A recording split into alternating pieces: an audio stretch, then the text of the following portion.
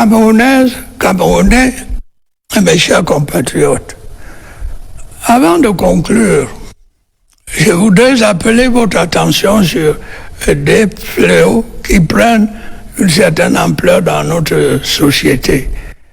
Il s'agit de la corruption et de l'incivisme. L'an dernier, dans des circonstances similaires, je vous avais fait part de mon souci de renforcer la gouvernance dans la gestion des affaires publiques et de maîtriser les dépenses de l'État. Je peux vous assurer que ce souci demeure constant et intangible. Aussi, je tiens une fois encore à rappeler que tous ceux qui s'enrichissent illicitement en spoliant l'État, à quelque niveau que ce soit, vont rendre des comptes. J'exhorte tous les Camerounais, quel que soit leur rang social, à s'engager résolument dans ce combat que je mène depuis des années.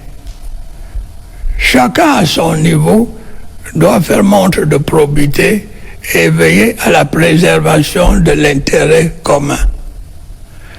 C'est en agissant ensemble, de manière déterminée et résolue, que nous parviendrons à triompher de la corruption qui existe encore dans notre société. Vous l'avez entendu sur ce plateau, n'est-ce pas? Le président du Parti républicain nous a dit que dans les jours qui viennent, eh bien, les choses vont changer. Merci beaucoup, président. Vous êtes dans le secret des dieux et nous attendons de voir. Parlons maintenant, avant de mettre la clé sous le paillasson, de cette loi des finances 2023. Une loi des finances qui, pour beaucoup, fera transpirer. Alors, cette loi de finances, président Bangla, les Camerounais se retrouveront en face des taxes qui vont augmenter comme ça. Est-ce que ce sera facile? 2023, nous y sommes. Ce sera facile 2023, président Bangla? Oui, je vais vous donner, je vais faire une petite évaluation en disant, voilà, ça a été déjà promulgué. Disons que nous sommes en phase, disons, de consommer déjà. Ça veut dire qu'on est obligé de poser des actes. On va acheter les thèmes. Peut-être un thème va devenir 1500 ou d'autres thèmes. Il y a, vous voyez, au niveau même des chambres consulaires telles que les ambassades, il y a beaucoup de choses qui ont changé là-bas. Je pense que il faut prendre le taureau par les cornes. Je vais vous donner une information exclusive. Le chef de l'État camerounais s'entend faire des rapatriements de fonds à travers la lutte contre la corruption. Le taux d'évaluation, depuis qu'il a lancé cela, on va dire il a fait 40 ans au pouvoir. Mais il a fait ce qu'on appelle des chambres paraffées et pyramidales. On a eu des intercessions d'interpellation et de conciliation. En ce qui concerne la gestion étatique de notre pays, le Cameroun. On a eu la chambre d'arbitrage, de sensibilisation, c'est-à-dire, dans son discours politique, il vous dit, nous allons combattre les corrupteurs et les corrompus. La lutte contre la corruption va continuer. Un certain nombre d'États ont été posés. On a commencé à interpeller un certain nombre de Camerounais. On ne l'a pas si on était opérateur économique, si on était premier ministre, on était autre. Dans cette chambre forte aujourd'hui, les capitaux qui ont été mis sous-jacents et que les gens ont mis ça dans les cimetières, que ça soit dans le blanchiment paradis fiscal sur le plan international. Rassurez-vous dans les tout prochains jours, parce que, vous voyez, quand on dit dans les tout prochains jours, quelqu'un va vous dire, moi j'ai 40 ans, moi j'attends. Nous sommes dans un pays là où on respecte les droits de l'homme, on respecte le droit de la défense, on respecte les opinions publiques, on respecte le leitmotiv ethnique, repli identitaire, parce que nous sommes des Bantous. D'accord? Aujourd'hui, les gens peuvent rigoler, les gens peuvent dire un certain nombre de choses. Il y a des chambres de prédation qui ont été constituées et homologuées comme des paradis fiscaux dans certains pays européens, je ne veux pas les citer ici, il y aura des rappels de rapatriement de fonds. Il y a un travail de fond qui a été fait. Et que les gens sachent que les gens ne vont plus nous laver, s'il vous plaît, s'il te plaît, Breton. Quand je commence à parler des choses sérieuses, tu me battes en brèche. Moi, je suis dans le serment et le secret de Dieu. Je prends ça sur mon dos. Voilà. Donc, je voulais le dire, je n'étais pas ce monsieur qui parle, le docteur qui parle des affaires comment vous appelez, de la diaspora. Lui et moi, on ne s'est jamais rencontrés physiquement, mais nous avons peut-être les mêmes homologations d'informations. Vous ne pourriez jamais savoir que vous si vous ne voulez jamais savoir qu'il y a déjà cette table de discussion au niveau même de la chambre de députation. C'est déjà un très grand pas. Il faut regarder les choses. Tous les gens qui ont piétiné l'argent de l'État et qui ont mis ça de côté et qui se sont dit, on va se servir, nous ne serons jamais poursuivis, ils se sont trompés. Il y a eu des chambres d'habitat telles que la NIF. En dehors de la NIF, il y a une chambre d'habitage judiciaire, le tribunal spécial, qui va faire son travail. Dans les tout prochains jours, les gens ne seront pas seulement interpellés, mais on va rapatrier les fonds. Vous avez mis ça quelque part dans un paradis fiscal, on a ce qu'on appelle les conventions diplomatiques. Ces fonds vont tourner. Maintenant, nous sommes tout au monde dans ce qu'on appelle l'incendiaire. Il y a eu le Covid-19, il y a le Covid, la pandémie qui est arrivée. C'est normal que nous ayons ce qu'on appelle l'hérésie économique. Mais la seule chose que je voulais dire ici, rassurez-vous que ceux-là, on ne va pas les faire des cadeaux. Donc, les quittances qui montent à 1500 peuvent, dans les 3 ou 36 mois, ou dans 4 ans, revenir à 500 francs. Parce qu'on va rapatrier les fonds. Qui savait qu'on pouvait vendre? S'il vous plaît, je chute. Je ne suis pas, je ne fais pas des darons. Je dis des choses qui sont. J'ai parlé de la ligne 94, monsieur Watonsi. Nous sommes des amis. Aujourd'hui, on poursuit les Camerounais pour la ligne 94. Quelle qu'en soit leur paternité, leur acquaintance avec le régime. Il faut savoir dire les choses comme ça se doit. J'ai pris ça sur mon dos. La ligne 57, tout le monde le voit.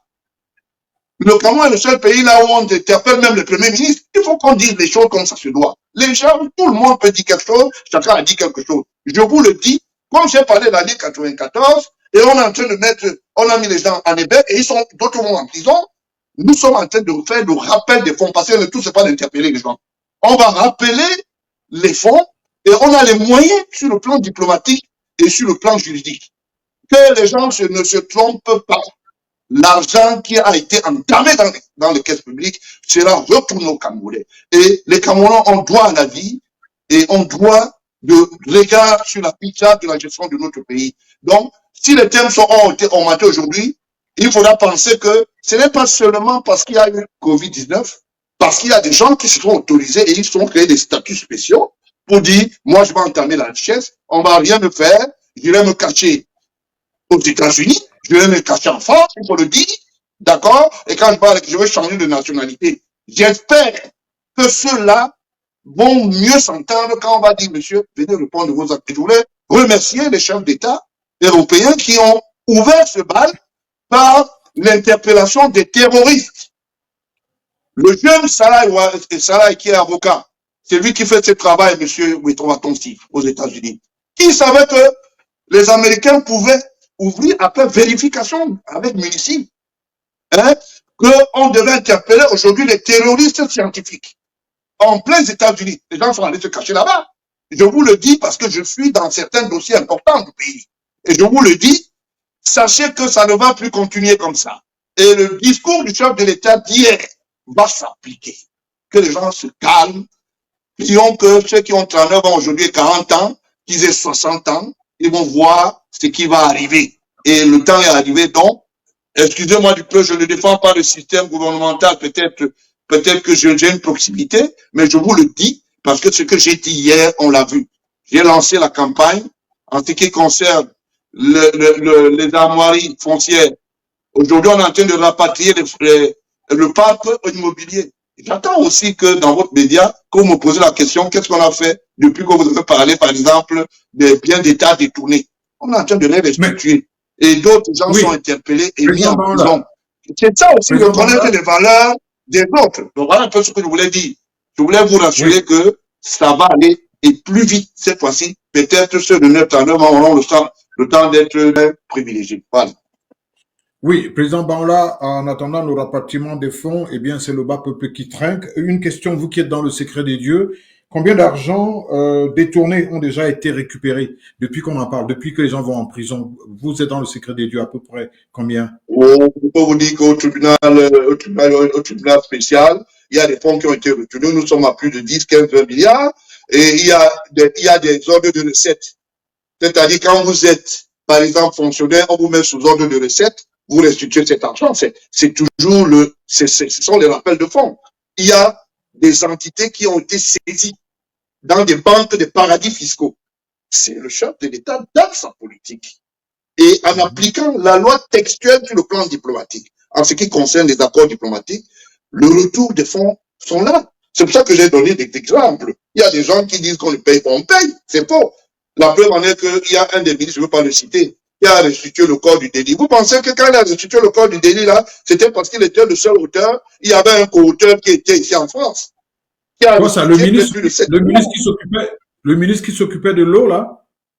Le ministre qui s'occupait de l'eau, il a restitué en partie, à sa responsabilité, bien sûr, une partie, et celui qui était son complice ici, un Français, a restitué le corps du délit.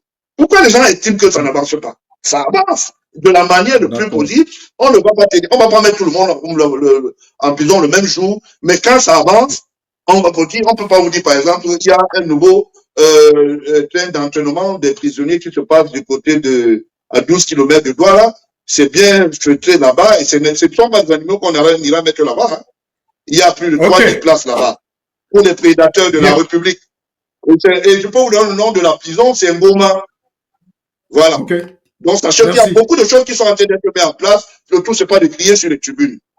Et ceux-là, qui se vont attaquer à la République, ils vont voir comment ça va se passer dans les plus prochains jours. Nous, on ne va pas laisser la République tomber parce que les gens nous disent que ça fait 40 ans. Je suis soixantenaire dépassé, d'autres ont fait ce qu'ils pouvaient faire, ce qu'ils ont fait. Aujourd'hui, je dois suivre mon temps. C'est générationnel le combat. Donc, je voulais dire à notre jeune docteur, que je vois très bien d'ailleurs pour cette intervention, pour lui dire que vous serez cette fois-ci témoin sûrement dans les tout prochains jours. Voilà.